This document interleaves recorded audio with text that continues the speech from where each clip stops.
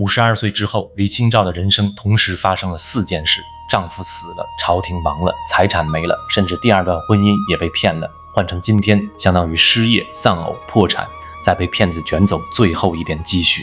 很多人遇到其中1件事就撑不住了，可李清照遇到了全部。一个失去一切的人，为什么还能成为中国历史上最伟大的女词人？她到底靠什么翻身？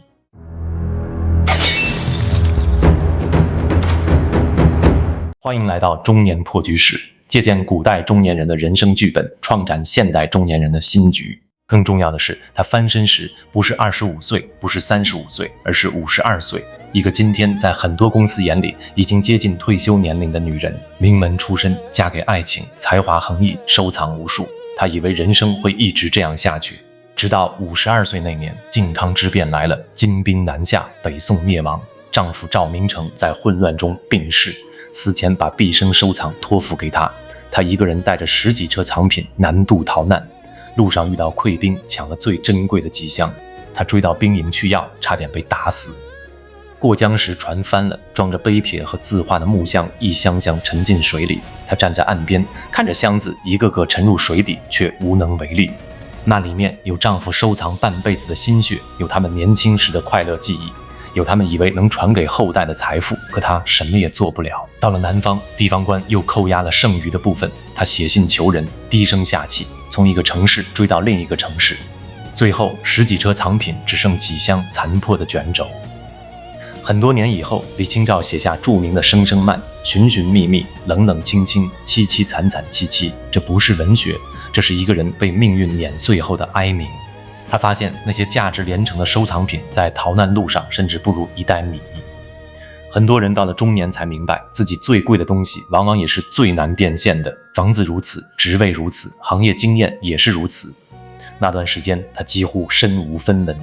一个50多岁的女人在战乱年代，没有丈夫，没有家族资源，连藏品都没了。换成今天，相当于52岁，失业丧偶，资产缩水90%，还背井离乡。最狠的一次打击并不是战乱，而是婚姻。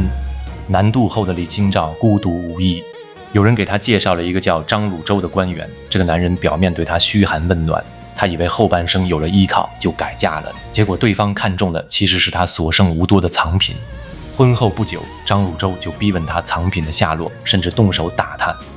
发现被骗以后，李清照做了一件很少有人敢做的事，起诉丈夫。在宋朝，妻告父自己也要坐牢，她知道告赢了会进监狱，还是告了。为什么？因为错误的人比孤独更昂贵。她搜集张汝舟贪污骗官的证据，递状纸，打官司，最后张汝舟被流放，李清照按律关进监狱。好在有朋友营救，只关了9天就出来了。这件事在当时引起轩然大波，很多人骂他不守妇道，但他不在乎，他宁可坐牢也要把骗子从生活里彻底清除。李清照就是有这样一种能力，在发现押错宝的时候，敢于立刻止损，哪怕代价巨大。很多人越来越惨，不是因为判断力差，而是不敢承认自己错了。股票跌了继续补仓，婚姻烂了继续忍着，工作没了意义继续混着。但李清照告诉我们，止损越早，重新开始的机会越早。2次归零之后，她身边几乎什么都没有了，没有藏品，没有丈夫，没有社会声誉，甚至没有稳定的住所。她搬到杭州，一个人住在小巷子里。也就是从这时候开始，她的人生反而出现了转机，不是运气变好了，而是她开始重新认识自己。年轻时候的李清照根本不需要考虑怎么赚钱，父亲是高官，丈夫是名士，家里收藏无数，她的任务是写词、赏花、研究金石。可南渡以后，这些保护层一层层被剥掉了。她第一次发现，原来自己不是赵明诚的妻子，也不是那个拥有10几车藏品的收藏家。当这些身份全部消失以后，剩下来的只是个老无所依的女人。很多中年人的痛苦就在这里。裁员以后不知道自己是谁，退休以后不知道自己是谁，离婚以后不知道自己是谁。因为过去20年，我们把身份寄存在职位上，寄存在家庭里，寄存在别人对我们的评价里。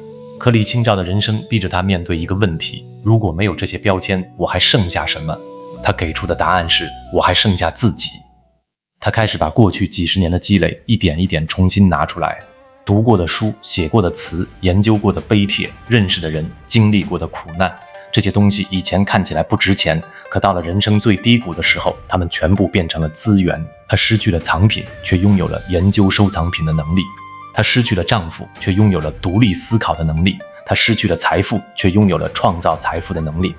很多人觉得东山再起靠的是机会，李清照告诉我们，机会只是结果，决定一个人能不能翻盘的是他身上还有多少真正属于自己的东西。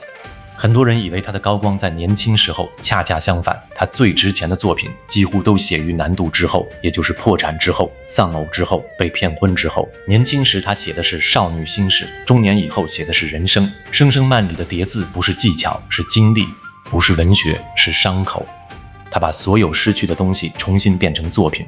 别人失去财富以后只剩痛苦，而他把痛苦变成了价值。很多人经历一次重大打击以后，余生都在怀念失去的东西。李清照不一样，他把失去的东西写成了作品，把破碎的人生写成了文学，把无法挽回的遗憾变成了后人传颂900年的句子。命运给他的是废墟，他交还给命运的却是一座丰碑。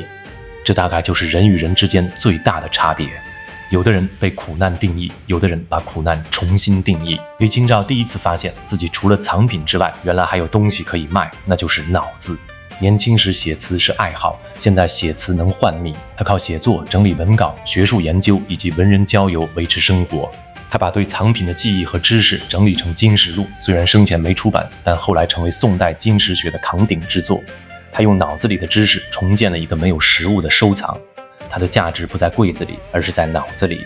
总结下来，李清照能东山再起，只有一个底层能力：持续重建自己。第一次，丈夫死了，她带着收藏逃难，重建生活；第二次，收藏没了，她靠写作养活自己，重建事业；第三次，被骗婚、坐牢，社会唾骂，她依然没有倒下，重建尊严。很多人只能重建一次，她重建了3次，她不是没有崩溃过。声声慢就是崩溃的证据，但他崩溃完之后继续写，继续活，继续把废墟变成作品。李清照去世的时候没有留下豪宅、土地、金银，甚至连最爱的收藏也散失殆尽。可900年后的今天，我们仍然记得他，却没人记得那些收藏品。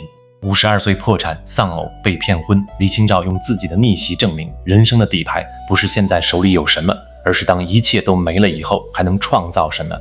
所以如果有一天房子没了，工作没了，行业没了，那个时候我们也能像他一样，对着满地废墟说一句：东西没了，人还在，人还在，就还有下一局。